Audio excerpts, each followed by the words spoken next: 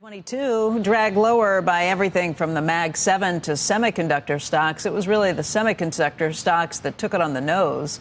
Joining us right now with his outlook for the sector and his squawk picks is Paul Meeks. He's Harvest Portfolio Management CIO.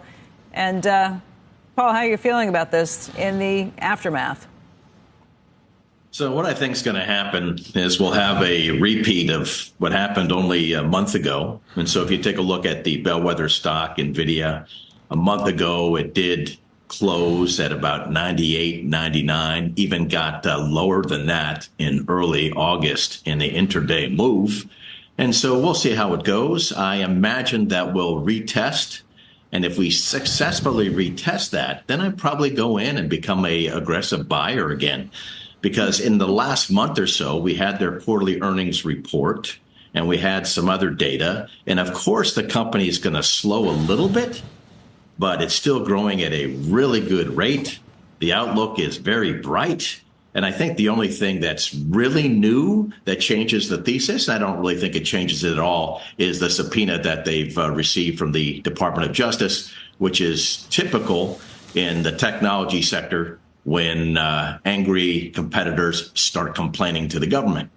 So I actually think it's a pretty good buying opportunity after with the smoke clears here, and I hope it's fairly soon. Today, it looks like the stock's going to open up at 106. That means it's trading at 29 times next year's earnings for 42% earnings growth, which is a nice discount, whereas the S&P 500 is trading at 20 plus times earnings. And it's probably trading at a PEG ratio of about 3 times. And the PEG ratio for Nvidia is about 60, 70%. So I actually think it's quite attractive. That's what I'm trying to figure. You would buy it today or you would wait, you said, till the smoke clears or until it tests that the low from before? Because, I mean, if you're really bullish on it, it's 10% cheaper than it was yesterday. Yeah. Yeah. So this is what I would do. This is what I am doing. For clients where I hold it, I've held it for years, so I'm not adding to it. But if fresh money comes in today, I think you have to get started. You can't necessarily worry in the short term where it goes, but I'm very comfortable, 110% comfortable, that if you bought it today, a year from now, you'd feel great. Of course, in the near term, it could go lower, but that's always the risk. Sure. You're also really bullish on Micron. Why? Yeah, I like Micron, and only 2 other companies. The South Koreans dominate in high bandwidth memory, and high bandwidth memory is absolutely a key building block for AI infrastructure. They don't have their quarterly announcement until the end of September, so I'm always a little bit wary, particularly in this environment, of buying a stock ahead of company news, because what we've seen in the last couple of weeks and months is companies report good news on their quarter. They report pretty positive guidance and the stocks still go down. It's just a squirrely market right now. But I like Micron very much. And those would probably be my 2, Nvidia and Micron, key semiconductor plays. Into Asia tech stocks today, among the big names, Samsung down more than 3%, though the biggest loser overall here, Nvda in the U.S., it fell 9%. That's just yesterday. Then more after hours on Bloomberg, reporting that the company received a subpoena from the government as part of an antitrust investigation. Joining us right now to talk about all things chips, Vivek Arya, Bank of America Securities senior semiconductor analyst. Good morning to you. Let me just ask the question I think a lot of folks in the marketplace are asking before we even get to where this stock goes. Do you think that this rumor was in the market earlier in the day? Good morning, Andrew. So first, commenting on anything DOJ related is outside of my area of expertise, but I'll just make 1 or 2 kind of factual comments. First of all, NVIDIA's products have consistently outperformed every industry benchmark. So it's a superior product. Number 2, all of NVIDIA's top customers are large, sophisticated companies. They not only buy from NVIDIA, most of them, in fact, buy from AMD also. Many of them have their internal chip projects. Google has been making the TPU for the last 8 years. Amazon has been making its own products for the last 5 years. So there is plenty of competition. And then finally, tension between regulators and large cap tech is not uncommon. We have seen this consistently.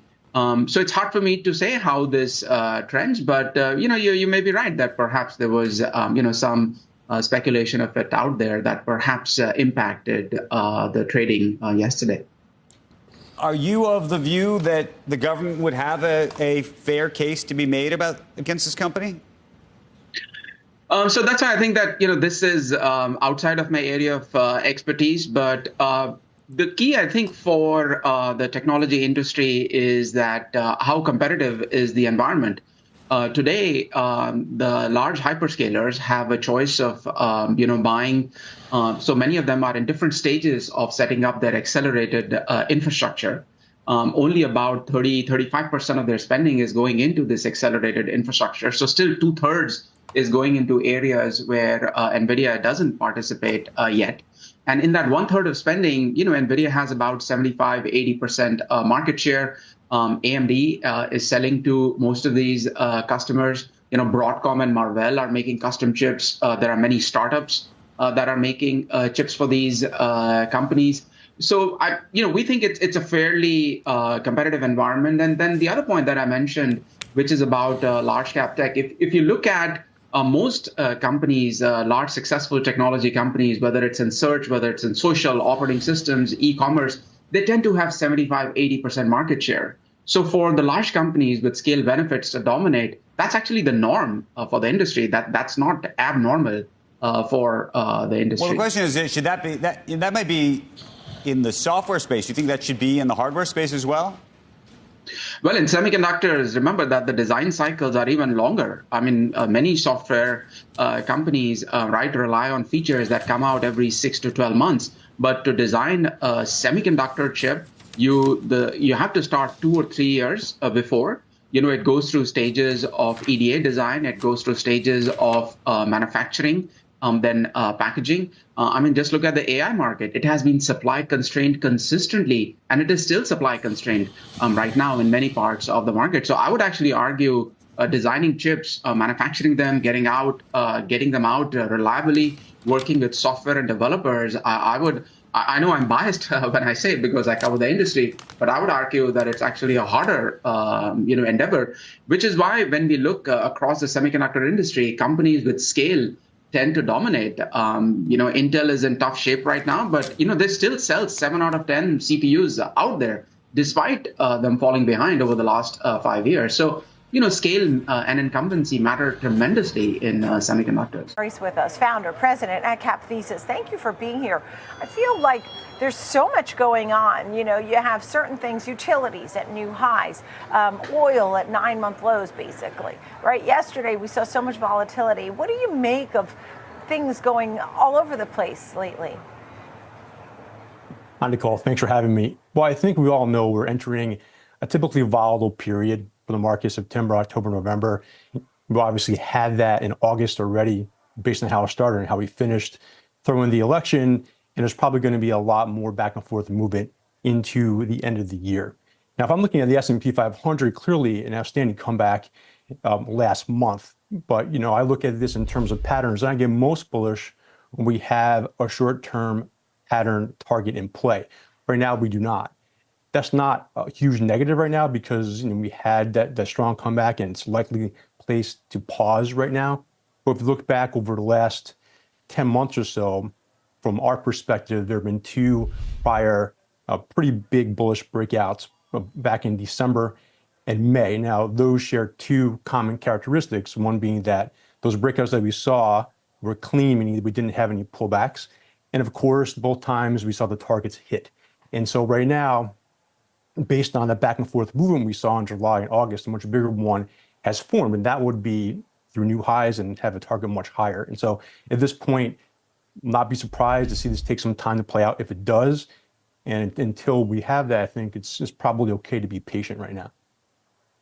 Yeah, understood. When you see pullbacks, I'll use examples like Nvda was down 9% yesterday. Zscaler is down 16% today, the biggest percentage drop since 2019. When you see certain pullbacks, do you start saying, oh, I want to get in here or I want to get in there?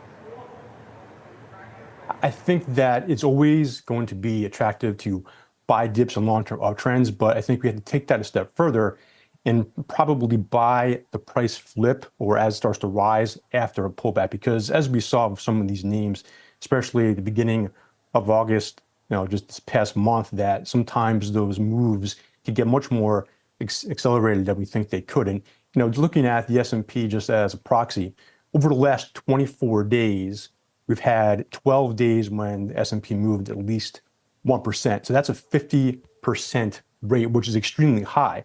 For some context, in 2022, as we know, the bear market, a lot of ups and downs, is a 51% rate. So that just made it very difficult to buy breakouts because whipsaws were just fierce, even on the downside too. And so volatility, always say, is a two-way street, cuts both ways. And so to get more confident about buying those kind of dips, you just want to see the price action become more subdued again. And I think that's just going to be challenging now, considering, again, the period we're entering and everything that's going on, including the election. So what do you tell folks when they say, I want to put some money to work? I mean, what do you advise them? Because you can't just sit in cash, right? Right. Now, the positive of all this is that amongst the fireworks, there have been plenty of areas that have remained near their highs. Now, we can talk about consumer staples, utilities, but as opposed to those defensive areas, financials and healthcare really catch my eye because they've been breaking out recently, and they're talking about some multi-year breakouts along the way, and they've remained steady for the most part throughout the summertime. And I think those areas, especially if you're talking about the economy, those are leading indicators that the economy is potentially holding together, especially financials. So I think that's probably my number one pick into the end of the year, financials and healthcare as well. So there are pockets of areas, again, not just ultra defensive, that are still providing a good foundation for the market. And of course, we want to be in those relative strength areas. Yeah, we talked a little bit about tech. I wanted to get your thoughts on some of the other areas, for example, consumer staples and oil services. Start with staples. That's been on your mind, right? Is there opportunity there? Yes, and if you look at consumer staples, number one, it was the best sector of the S&P last month. It made a new all-time high again yesterday. Now, again, if you're just looking at potential leadership areas, that's one of them. But you have to wonder why that's happening. Again, it's a bond proxy. Bond prices are moving that way. It looks a lot like real estate from that perspective.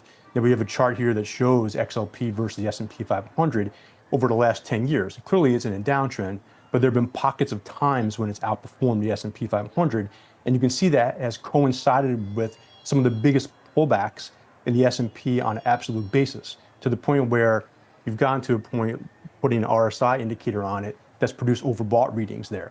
And so we're looking at that right now. The S&P really hasn't pulled back from its top yet, even as staples has rallied. So if this continues to play out the type of pattern over the last 10 years, then you can make the case that the S&P could have a little bit further to go on the downside as staples continues to rally. Now, if we see a big slip in staples where, say, some money comes back into technology, that could tell us that this trade, this mean reverting move, is over. But I think as long as staples continues to make new highs, I think we have to be hesitant for the market in general.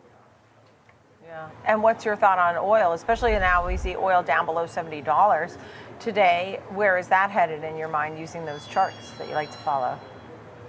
Well, OIH, I think, is a very interesting spot. If you look at this long-term chart there, it's been best to buy OIH when it's come back to that lower line of its upward sloping channel. And that's produced some very substantial moves over the course of the ensuing few months. Again, going back a number of years there. So it's at a critical spot now because it's back to that line once more. As you mentioned, Nicole, crude is still looking for a bottom. So it's obviously beholden to what crude oil does. But I think if you're looking for an area that's really not in favor right now, and there's some indication that buying that dip long term has worked out, I think this is an interesting spot to look for right now. Yeah, I'm going to be talking financials shortly.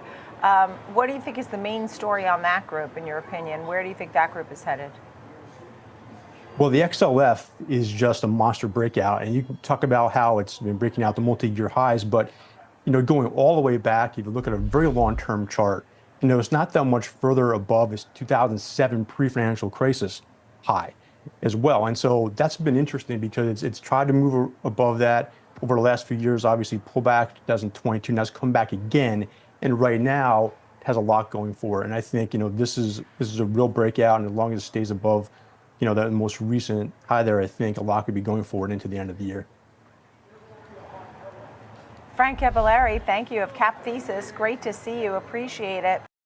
Joining us to talk about key technical levels, Katie Stockton, Fairlead Strategies founder and managing partner and a CNBC contributor. Is this a completely separate event we're witnessing now from what we saw 6 weeks ago with the growth fears? Because it feels like we didn't get that totally behind us. I would agree. I think that was the start of a high volatility cycle for the market. The VIX spike aside, which was obviously pretty major, we had already seen the volatility index lose downside momentum for some time. So we feel like it's a pretty meaningful shift.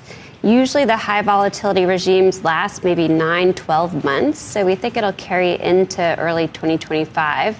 And with that, we moved to a neutral long-term bias just to reflect potentially a range-bound environment. And I do think we're in store for a seasonal correction. So that would suggest that first pullback maybe was a little bit of a foreshadowing of things to come. And the rebound that we saw might not be long-lasting, and it might not be built on a solid foundation, which we're starting to test right now. So do you think we get below the what are we calling that break? When was that? What 6 weeks ago was? Around like 5,200 or so. So it was, sort of a volatile. So we make new lows from where we were there? I think the VIX we probably won't make will. New highs, though, will it? No, but the VIX tends to see these aftershocks, right? Yeah. So we are expecting aftershocks as part of the higher volatility like 30 cycle. on the VIX or something? Easily, yeah. And with that, I think we'll see this relief rally, which is a bit of a gift from the market for folks that hadn't reduced exposure already. It's an opportunity to reduce, especially to the semiconductors that are exhibiting at times, including yesterday, downside leadership. So we feel like it's a good opportunity to reduce some exposure, That's just really partially. So other people look at this. We just had Paul Meeks on. Exactly. He said this is a buying opportunity. You look at it as, the upside was your selling opportunity. Yeah, and there are signs of upside exhaustion across time frames for Nvda and others. So, in fact, having scanned the S&P 500 yesterday, I felt that large cap technology was probably the best source of short opportunities. We feel like the rotation on the sector front is really meaningful as well. Utilities, REITs, healthcare, staples, we're now overweight those sectors in relative terms. It doesn't mean they go up strongly from here, but relative performance from those more defensive sectors, probably we'll see a little bounce in yields, but then that should fail. And it's very seasonal, what we're seeing. Tom Lee yesterday sort of got very similar comments to some of the things he said. 8 to 10%. You think we get more than that on the S&P? I think it's around that as well. The initial support is around 52,200 based on those lows. We think it could go even below 5,000, but probably briefly based on secondary support and simply based on where our indicators stand, which they're still pretty overbought, right? Of course, with this relief rally, we still have an overbought condition to contend with, and it usually takes several weeks to come out of that.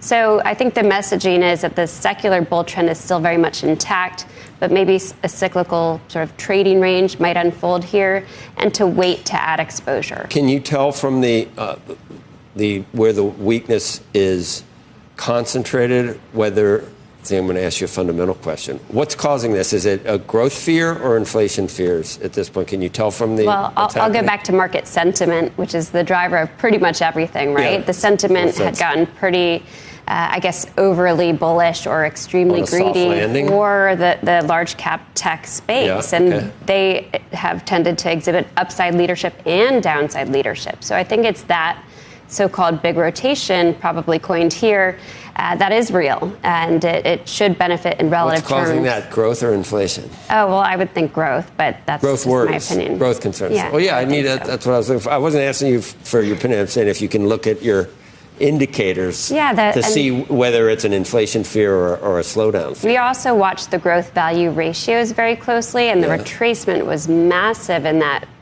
sort of ratio or relationship. And we think it's something that will continue during a corrective phase. It shouldn't be long lasting. But the shift is meaningful out of the AI names. We're even seeing that in other sectors of the market, AI-related How about names. oil? They gave me one more minute. Yeah, so is oil going to break down below 70? Yeah, so it's taken out just in the past week or so, the bottom boundary of its long-term triangle formation. And if it confirms, meaning kind of closes there this week and next week, that's a major breakdown for crude oil prices that we weren't anticipating. So the long-term range, which has been neutral, is now potentially a breakdown. So we're watching that very closely. It is oversold short term, so it has the potential to bounce here and avoid that confirmation, but it's pretty tenuous for crude oil and that sort of thing. So as we look at the carnage that's happened over the course of the last day or so, in context of what happened in August, and in the broader context of what's been a nice bull run, what are you seeing in the S&P 500? Thanks, Tom. Well, look, as you can see here, we've recovered almost the entire pullback from early August, and I think that's the important thing. Technology, which most say is undergoing real carnage, has snapped back. It was the third best performing sector, in the month of August. So we've really seen very little actual true damage outside of yesterday. We did break 55.50. We're down to levels, just above 5,500. This area near the open gap is going to be really important. That's 54.63 or so. So my thinking is in the near term, we don't have enough information to say actually that it's going to be a larger decline as of now. We've seen yesterday, which came out of nowhere. We heard weak data out of China, of course. That caused interest rates to plummet. Dollar yen started to pull back. S&P and the Nasdaq broke very sharply. This is going to be the key for the S&P, 55.50 to 54.63 or so. So, not too much damage overall. A lot of this is technology based in terms of why markets aren't at new highs, similar to what this next chart will show, which is the equal-weighted S&P. All right, so let's clear that and show the equal-weighted S&P 500, because you're saying that's that kind of more broadening type theme or trade that's been going on. No, this is important for investors to know. Look, technology is 30% of the S&P, but as of last month, we had 5 sectors that made new all-time high closes on a monthly basis. We have technology, financials, healthcare, industrials, and utilities. And so that's really important, is that, on an equal-weighted basis, S&P made new all-time highs as of, the end of last month. And so, to think that you sell a market at new all-time highs, the odds to some extent are stacked against you. Momentum is still positive. Breadth is in very good shape. We have about 75% of all stocks above their 200-day moving average. That's important. Sentiment has gotten more optimistic, as might be expected. We're up 500 points in the S&P in about 3.5 weeks. However, it's not yet too enthusiastic, too complacent as of yet to say, well, this is the top. We're in September. And one other point. Yes. In election years, September is actually not the worst month. We've always heard September is the worst month of the year. That's true historically. September actually can be better than October, which is actually a lot worse during years like this. So what's interesting is you're telling us, despite the massive amount of damage done yesterday, we haven't seen enough technical damage to say that this is the beginning of anything deeper or darker in terms of a downturn. 100% correct. And a lot of that is because financials and healthcare, which combined are 25% of the S&P, both hit new all-time highs last week on an equal-weighted basis. We want to strip out all these large cap influencers that really affect the broader averages and look at an equal-weighted basis. Yes, technology is what everybody is still focused on. It makes a lot of sense. However, financials, healthcare, industrials, all working very, very well. Market breadth is good. It's not like 2007, where you had the majority of sectors that peaked in the month of May or June and the market turned down. So the breadth is not all that thin at new highs. It's actually very well supported. All right, let's clear this and move on to another chart that we see as interesting in terms of a kind of technical perspective, and that's small caps versus the S&P 500. Now, the small caps were a big story just about 2 to 3 months ago with regard to the catch-up trade. What's happening there now? Well, small caps have indeed played catch-up off these August lows. And when you look at the longer-term trend, this is a ratio chart, IWM versus SPY. But when you look at what's happened just in the last month, we've seen a very nice breakout in the ratio of small caps versus S&P. What does that mean? Well, after, literally the last couple years of underperformance, as part of granted, the last decade of underperformance for small caps, they really peaked in 2014 relatively. They're now starting to really play catch up and kick into gear. And I think that's very, very important. People like myself, I look at counter trend indicators like DeMark indicators. We saw our first monthly buy signal for IWM versus SPY for the first time in over a decade. So look, small caps will benefit as rates start to pull back. We've seen what I think is the beginning of that. Yes, we're in obviously a volatile time, September, October. But I think between now and next spring, we're going to see a nice catch-up trade from small caps and certainly start to outperform. So my target, up near 228 initially, then 244. Great to have you in. Thank you very much. I think the House view at Citi is probably the most interesting on the street because of your view of where the Fed's going and also what we're going to get on Friday in terms of jobs, right? That's right. And I think we're probably above consensus in terms of the unemployment rate. And we think that the payroll numbers that we'll see on Friday are going to be very instrumental in whether the Fed goes 25 or 50 basis points. You're below consensus. Are you looking for 125, somewhere around there? On the actual payrolls, 125. 125. Yeah. The consensus is around 165, and so we're looking at 125. And you think that sets us up for a 50 basis point cut? Yes, I think more importantly, an unemployment rate that hits 4.3% would probably motivate the Fed to be more aggressive. Do you think the market's underpricing recession risk? No, I don't think the bond market is. No. I mean, I think they're pricing in about 100 basis point cuts to year end. The stock market, I think, is looking beyond it. And maybe there's a reason to do that, because even if we had a recession, instead of a soft landing, that recession is not a V-shaped recession. It's not going to be an extreme recession. So I wonder about the delta between a soft landing and a moderate recession or a mild recession. So I think the stock market can effectively look beyond it. Earnings have been stronger, and even our equity strategist would recommend buying on the dips, as Mike was saying. So in other words, equities can act differently than commodities or cyclicals or defensives or the yen. There's a reason why the S&P stands above those? Yeah, I think so. And I think one of the reasons has been tech and innovation. We're actually having our tech conference right now. That's right. We mentioned it this morning. It's, it's hot right now. It's pandemonium over there. There's a lot of investors and issuers there. I think there's a lot of momentum in tech and innovation and what I like to describe as the digital transformation of the economy. Not the digital economy, but the digital transformation of the economy.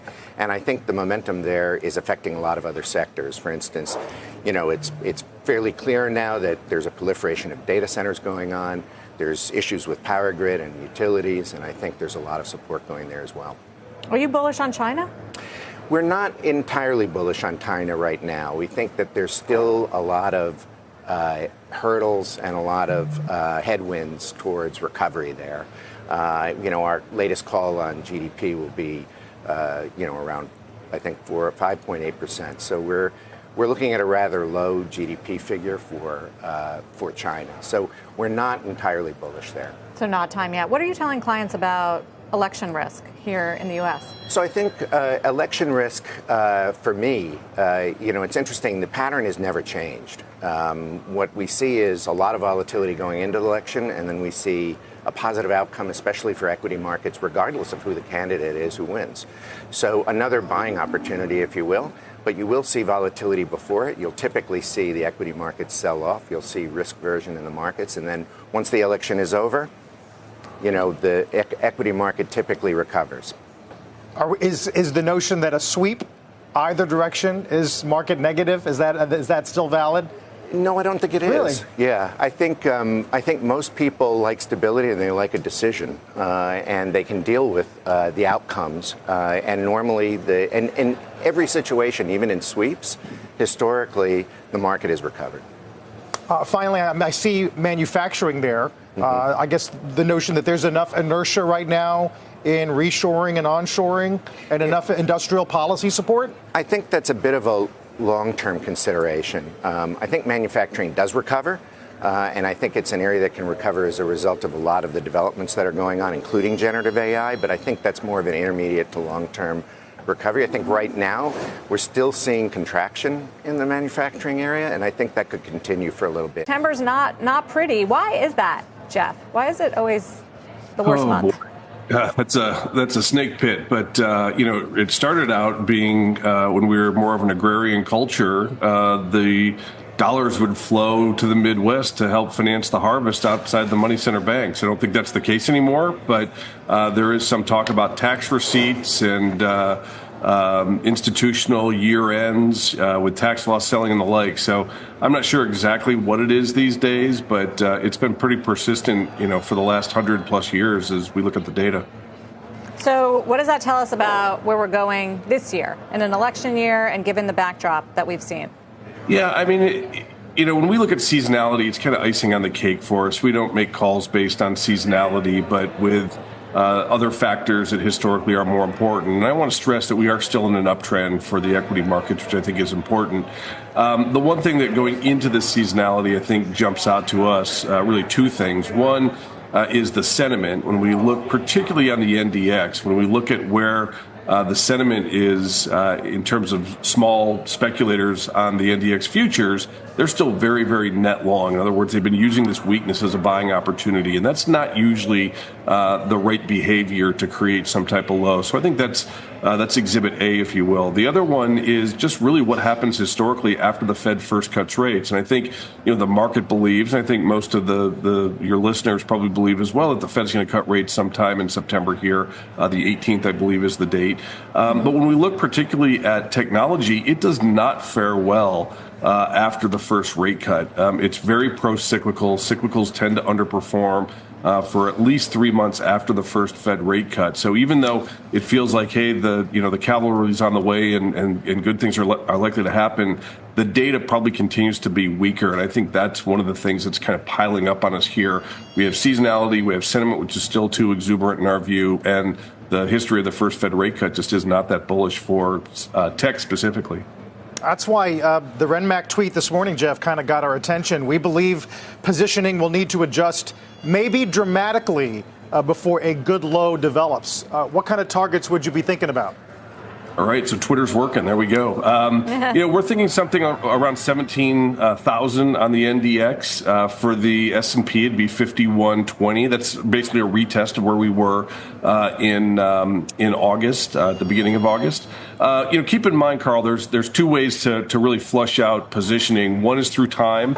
And so you don't need as severe of a decline to do that. And I think if we retested those lows sometime in, say, the middle or late September, maybe early October, that would kind of put us in that 2-month time frame of really not making much progress. And that starts to become pretty disheartening for people. And the other is through sheer panic and, an outright decline in price. And so if you do that a little bit more quickly, then obviously people start to adjust and start to play for the downside. But neither one of those have we seen yet. And that's why we think there's still a little longer fuse on this correction that's likely to take place before we're done. And Trump campaigns about the candidates' economic plans is Joe Lavorgna. He's chief economist at SMBC Nikko Securities America, also a former Trump administration National Economic Council chief economist.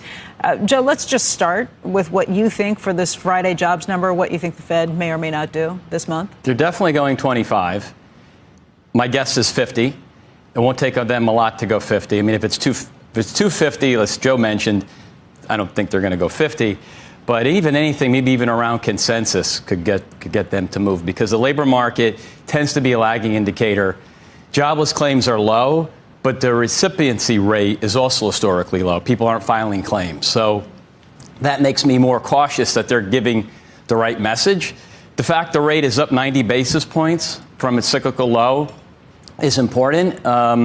You've always had recession when that's happened. Yes, employment has still been positive, but we've noticed in the past, you go back almost every cycle except one, unemployment starts to go up. And people enter the workforce because there's stress, and that generally precipitates broader weakness. So we're pretty negative on the economy. I think it's been weak for a while. I think the numbers have been overstating things. We spoke with one guest earlier this morning, I'm trying to remember who it was, who said that if they cut 50 basis points, it could be a bad signal for the market because they're going to panic. Yeah, I don't believe that. Yeah, I mean, look, the Fed has told us that R-star, that equilibrium rate is, even the range on R-star is like 250 to 4. So even if you're the high end of where you think rates should be in a neutral setting, it's way above where rates are now, 5.25 to 5.5. And in the last two easing cycles, excluding COVID, the Fed went 50 initially. So if you think rates need to go lower, why waste time? Get there sooner. Is there any sort of politics that play into this at this point? One campaign or the other thinking, they're getting helped or hurt by this? I mean, the one thing, to Jay Powell's credit, the Fed did market the easing last December, and then all of a sudden the data kind of moved against them. I've also argued for a while the Fed should be cutting rates because the yield curve is massively inverted. Inflation expectations have been low. The economy is not that strong. So, yes, there could be a political argument that's made. I don't think it's that strong at the moment. It takes a while for a Fed rate cut to actually It takes a while. Yeah, the thing that I have a problem with is the Fed, to me, pivoted very quickly from we're going to go to only one cut this year in June, and all of a sudden in July they were thinking of cutting at that meeting, which shows you how hard it is to look at data and interpret data and make predictions. I think the Fed, communication-wise, could have done a better job. There aren't a whole lot of things that the two campaigns agree on, but both of them have come out, both candidates, and said that they're not in favor of the purchase of U.S. steel by a Japanese company. Where do you come down as a former economic? I understand that's certainly there are political considerations there. I guess I would say that I'm going to leave it at that. I don't want to go into details. I think we could figure out why the campaigns are doing that. What's that? Meaning you don't think it's a good idea? No, I didn't say that. Look, economics is great, but economics used to be politics, used to be political economy, and too often we're all about Ricardian equivalence and free trade, and we're not really sure about how the other side is behaving. And I've always said to people, Ricardo would tell you it doesn't matter whether you have the comparative advantage in potato chips or computer chips. I would say I'd rather be the country to produce the computer chips than the potato chips because high value added, higher wages. So it does sound like an economist. It does depend. But on that issue of steel, I think that's a contentious issue, so I'm not going to answer. I don't want to address it. Welcome back to Next Gen Investing. It's now time for FOMO, and today we are looking at Nvda as it has been, I would say, arguably one of the most important movers of the week, shedding about 9% now week to date. So here now joining me to discuss more on all things Nvidia is my co-host today, Caroline Woods. And Caroline, I think that this has been, the main focus of the entire year, no surprise, but I also feel like it's been a great way to read, the rest of the overall market. Anytime I need to look at the Nasdaq or the S&P, look no further than Nvidia. And I think that has been the case for so long. And then it also adds a massive risk when Nvidia sells off, obviously. Most certainly. I know when you said the most important stock of the week, I immediately went and thought, I'm pretty sure that this has been the most important stock for at least a year. Obviously, we've talked about it so much. It gets a lot of airtime here on Schwab Network. There are certainly perks to being the world's most valuable chip maker, but there are also downsides as well. Obviously we spent a lot of time talking about yesterday's sell-off, the 9.5% downturn that it took. And also it's getting some regulatory scrutiny, Jenny, which could be contributing to yesterday's move. We were talking about on Fast Market, maybe there was a leak because it came out later yesterday. Doesn't seem to be doing all that much today. Investors sort of deciding what to do with it. Shares are up about 0.8% right now. They were 2% lower, 2% higher. They've been flat, so all over the place. But the U.S. Justice Department did issue subpoenas to Nvidia and other companies as part of this broader antitrust investigation. According to Bloomberg News, they had previously delivered questionnaires, but now they've sent legally binding requests to the chip maker. Antitrust officials are concerned that Nvidia is making it harder to switch to other suppliers, and also that Nvidia penalizes buyers that don't exclusively use its AI chips. Now, as part of this DOJ probe, investigators are also concerned that about the Nvidia's acquisition of Run AI, which it was announced back in April. Run AI, of course, makes basically software for managing AI computing. There are concerns that the combination of the two companies would make it even more difficult for customers to switch away from Nvidia chips, and regulators are basically investigating whether or not Nvidia gives preferential pricing or supply to customers who only use its technology or buy its complete systems. So that's, of course, all according to Bloomberg News. In responding to questions about the probe, Nvidia really just touted the speed of its chips and the quality of its products, saying Nvidia wins on merit as reflected in our benchmark results and value to customers who can choose whatever solution is best for them. So Nvidia shares up about 1% right now, still down about 8.5% this week. Obviously, it's only the second day of trading of this week. It's a holiday shortened week. But if you take a look and zoom out, Nvidia shares up 120% year to date, 125% over the past 1 year. So while they are, off the highs, they've still had such an impressive run higher and adding a little bit to that run today. Yeah, and I would say it's frankly impressive the way how this name has been able to turn things around. Although I guess yesterday was its most substantial day of selling. I mean, yesterday we saw it shed almost $280 billion of market value, obviously in just one single session. That was the largest one-day decline on record for any U.S. company, which is just in itself something ridiculous. I mean, Caroline, I have said this over and over today, and I keep saying million because billion to me is just like not even feasible that a company can have grown as substantially as this name has. I mean, we talk about the way it was able to surpass a name like Apple for like market value. I believe Apple's taken back the throne and Microsoft has as well, but briefly, Nvidia was the most valuable company in the world, and I just feel like this is what happens. You put the entire fate of the stock market in one company, and things are now being potentially faced with legal issues and overall maybe market, I'd say like valuation concerns, and Nvidia takes the blame. But I mean, Nvidia has also put the market on its back this entire year. Yeah, I think the moral of that story is 9.5% of nearly $3 trillion is a whole lot of money, right? We certainly learned that yesterday. A few other things to keep in mind. You talked about, obviously valuations being called into question. Competition is another headwind that Nvidia has to face. And it hasn't necessarily caused analysts to be any less bullish on the name, despite the fact that some of the other competitors are trying to catch up, like the AMDs of the world. 92% of analysts still have a buy rating on shares of Nvidia. The price target is $147, the median price target. So still, quite a bit of upside from current levels, according to Wall Street, back above those highs.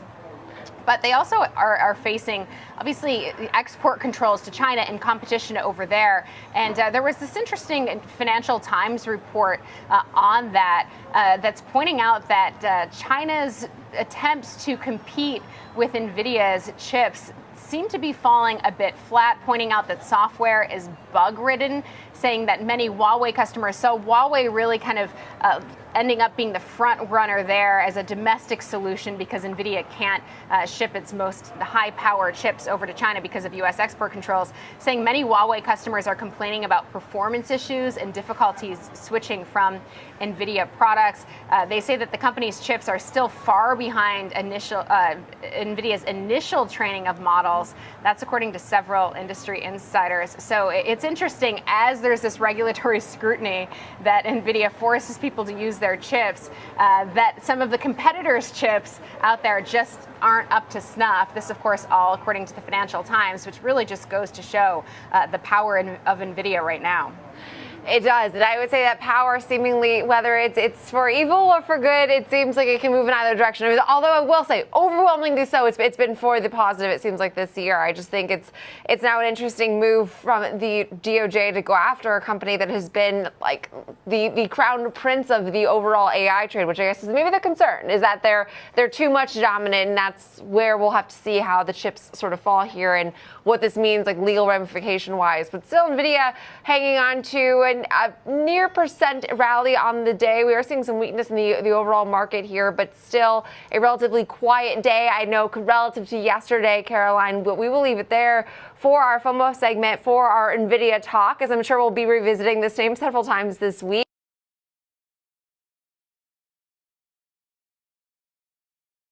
We bring in market strategists, analysts, asset managers to talk about what's happening and what individual investors should do now. Today, instead, we're going to ask a little bit more closely one individual investor who we introduced you to last week, Mina Bukai. She invested 10 grand into Nvidia in 2011, held it through all the ups and downs.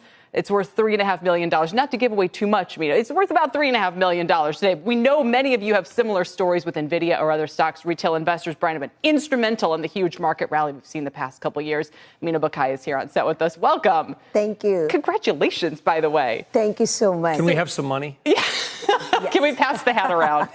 I mentioned we like to talk to the people who know. You are the people who know. So NVIDIA, I say it's down 8% today. What do you think about? You know what, I'm a long-term investor, so it doesn't bother me because I believe in the company, I believe in the CEO, so it doesn't affect me. It doesn't affect you, but it does. Okay. But so I do also stock trading. If I would not be here, I would have bought some selling puts. You would have sold puts. Yeah. Today. Selling. Okay. So, yeah. What did you? Okay. NVIDIA, we know. Everybody loves NVIDIA now. You bought it in 2011. NVIDIA was like, no offense to NVIDIA, a low-level chip maker for video game companies, was a less than $1 stock, I think. Yeah. No one cared about Nvidia. What did you see in it? When I started trading the stock, I says, okay, you know what?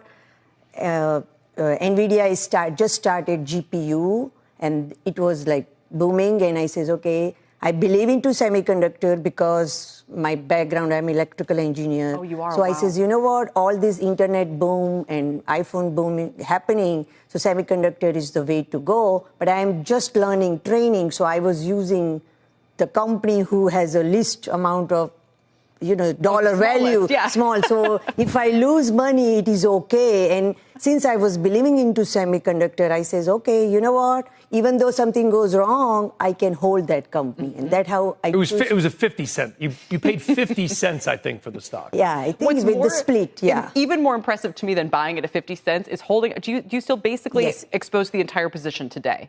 So I did sold something like 10% of the position a couple of weeks ago. But beside that, I'm planning to hold it. You brought your beautiful family here. Did they ever say, when it was at, because again, this is now a 10-for-1 split adjusted, so it's up to 1,000. When it was at 200, 300, 500, I mean, when were they saying, Mom, maybe so? So the short story, I was actually buying more Nvidia stock.